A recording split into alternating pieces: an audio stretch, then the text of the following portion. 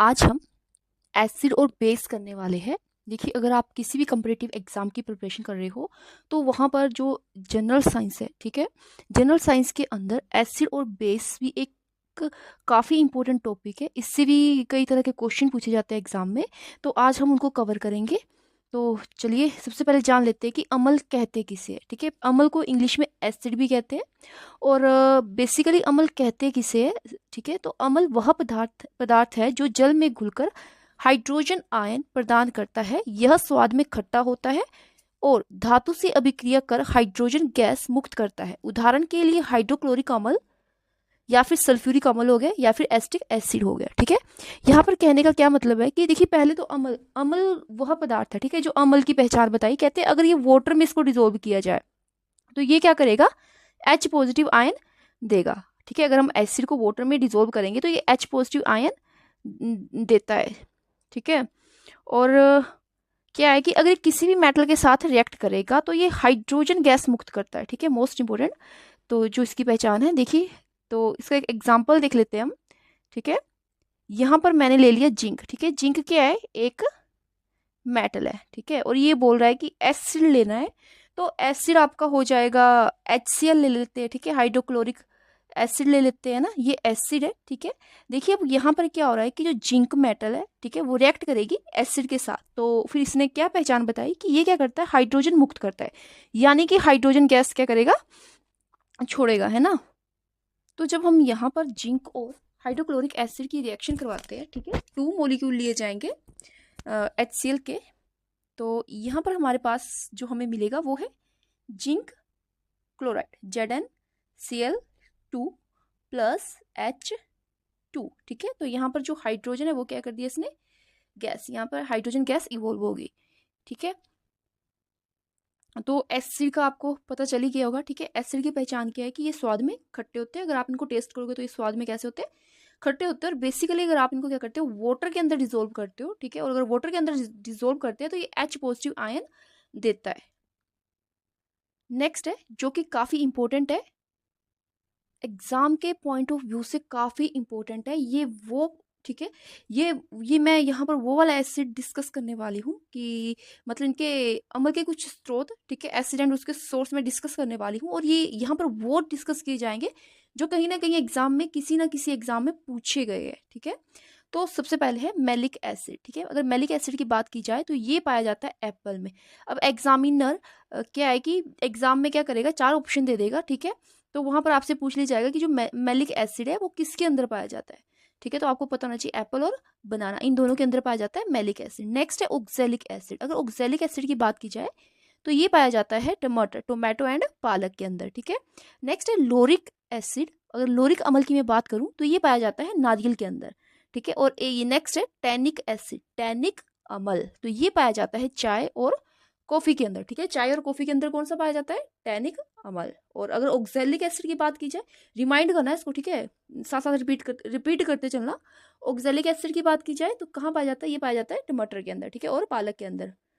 Next है uric acid, uric अम्ल, then ये पाया जाता है मूत्र के अंदर, यूरेनल। नेक्स्ट है एस्कोर्बिक एसिड। तो ये जो एस्कोर्बिक एसिड है, अम्ल है, ये पाया जाता है आंवला। ठीक है, नेक्स्ट है फॉर्मिक अम्ल, पता ही होगा, ये जो मेथेनोइक अम्ल है, ठीक है, इसको मेथेनोइक अम्ल भी कहते हैं ना, फॉर्मिक अम्ल को, और इसका जो केमिकल फॉर्मूला है वो ये है HCOOH, है ना, HCOOH, फॉर्मिक एसिड है, इसी को मेथेनोइक अम्ल भी पढ़ा जाता है। और कभी कभार एग्जाम में पूछ लिया जाता है कि किसके मतलब ये जो, ठीक है, ये जो केमिकल है ये कहाँ किस में पाया जाता है। तो देखो ये तो काफ़ी बार एग्जाम में पूछा गया है। ठीक है, ये किसके कि जो चिंटी का डंक है उसमें कौन सा एसिड पाया जाता है, तो जो चिंटी का डंक है उसमें पाया जाता है हमारा फॉर्मिक एसिड। ठीक है, तो इसी के साथ आप याद रखेंगे मधुमक्खी हो गया, बिच्छू हो गया, ठीक है, तो नेटल लीफ या, तो इन सब के अंदर क्या पाया जाता है, इन सब के अंदर पाया जाता है फॉर्मिक अम्ल, ठीक है, या फिर मेथेनोइक अम्ल। अच्छा, अब मान लो चिंटी ने क्या किया, काट दिया, या मधुमक्खी ने डंक लगा दिया, है ना, तो उससे क्या होगा, जलन होगी ना। फिर उसको कम करने के लिए हम क्या करते हैं, उसके ऊपर हम बेस अप्लाई करते हैं, और कौन सा करते हैं, सोडियम बाइकार्बोनेट, इंपॉर्टेंट है, ध्यान में रखिए। ठीक है, सोडियम बाइकार्बोनेट को लगाया जाता है। ठीक है, नेक्स्ट है टार्टरिक अम्ल। तो टार्टरिक अम्ल, ठीक है, कहाँ पर पाया जाता है टार्टरिक अम्ल? तो ये पाया जाता है अंगूर और इमली में, ठीक है। और निकलता कहाँ से? ये शराब उद्योग का सह उत्पाद, मतलब कि by product of liquid industry का, ठीक है। जो बाय प्रोडक्ट होगा लिक्विड इंडस्ट्री का, वहां पर ये हमें मिलता है टार्टरिक अम्ल। नेक्स्ट है अम्ल वर्षा, ठीक है। अम्ल वर्षा की अगर बात की जाए तो ये होती कब होती, इसका रीज़न क्या है, ठीक है। पहले तो होता क्या है, देखो जो प्रदूषण फैलाने वाली गैस है जो हवा में जाती है, ठीक है। जैसे जब कारखाने वाहन, ठीक है, या फिर कोयला डीजल पेट्रोल आदि को हम जलाते हैं, तब क्या होता है कि कुछ गैसेस निकलती है, जैसे सल्फर डाइऑक्साइड हो गया और NO2 हो गया, ठीक है। तो इस तरह की कुछ गैसेस निकलती है जो क्या करती है, पहले वायु प्रदूषण करेगी, ठीक है, वायु को प्रदूषित करेगी। और जब वर्षा होगी, ठीक है, जब वर्षा होगी तो फिर क्या होगा कि ये जो प्रदूषित कण है, ठीक है, सल्फर डाइऑक्साइड हो गया और NO2 हो गया, तो ये क्या करते हैं, वाटर के साथ मिलकर के सल्फ्यूरिक एसिड बनाते हैं, है ना, और नाइट्रिक एसिड बनाते हैं। तो जिससे क्या है कि वाटर का pH कम हो जाता है, ठीक है। तो जिससे क्या होती है, अम्लीय वर्षा होती है।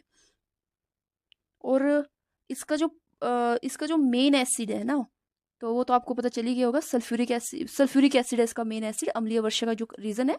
और दूसरा है नाइट्रिक एसिड, ठीक है। होता क्या है बेसिकली कि देखो, होता क्या है कि देखो, वायुमंडल में अगर हम देखें तो SO2 और NO2 अवेलेबल है, ठीक है। फिर मान लो बारिश हो रही है, ठीक है, वाटर है, तो जब ये वाटर के साथ रिएक्ट करेगा, जब ये वाटर के साथ रिएक्ट करेगा तो ये बनाता है हमारा, क्या बनाएगा, तो ये बनाएगा H2SO4 और H2SO4 एंड HNO3। तो ये दोनों ही रिस्पॉन्सिबल होते हैं किसके लिए, एसिड रेन के लिए, ठीक है, एसिड रेन। तो एग्जाम में पूछ लिया जाता है, ठीक है, किसी भी कॉम्पिटिटिव एग्जाम में तो पूछ लिया जाता है कि जो मेन रीजन क्या है एसिड रेन का, तो वो है किसकी मात्रा बढ़ जाती है, SO2, ठीक है, सल्फर डाइऑक्साइड और NO2 की। तो और वो वाटर के साथ मिलके क्या बनाते हैं, sulphuric acid and nitric acid. तो जिससे क्या होती है, अम्लीय वर्षा होती है। आई थिंक आज के लिए इतना ही इनफ है, ठीक है। और बाकी का जो बेस है, क्षार है, उसके बारे में हम कल डिस्कस करेंगे, ठीक है। आई थिंक इतना इनफ है, वरना ज़्यादा हो जाएगा। बाकी आप यहाँ पर इसको भी नोट कर लीजिए कि जो वर्षा के जल में जो pH है इसका क्या होता है, 5.2 से भी कम होता है ना, 5.2 से भी कम है, इसलिए क्या है, ये एसिडिक है ना, ठीक है। और एक और जो क्वेश्चन भी एग्जामिनर पूछता है कि जो ताजमहल है उसका जो रंग है वो येलो क्यों होता है, तो उसका रीज़न भी यही एसिड रेन है, ठीक है। अगर आपको वीडियो पसंद आई है, हेल्पफुल लगी है, तो प्लीज़ इस वीडियो को जरूर शेयर करें।